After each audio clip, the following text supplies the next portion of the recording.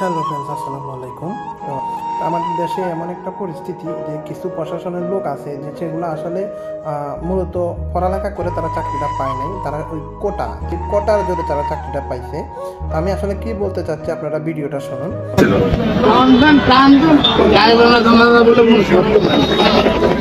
তাহলে ওই কাজটা করতে পারতো না।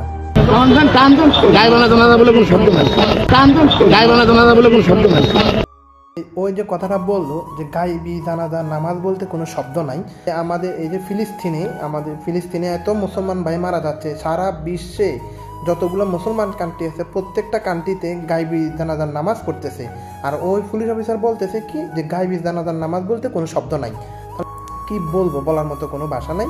ও হলো কোটা দেওয়া, মানে কোটা যে ওই যে কোটা দিয়ে চাকরি দিচ্ছে না, এই হলো ওই কোটা পাওয়া চাকরি ওই পুলিশ অফিসার করতেছে। তো যদি এরকম চাকরি করে তাহলে আমাদের দেশের পরিস্থিতি আর ভালো কি হবে।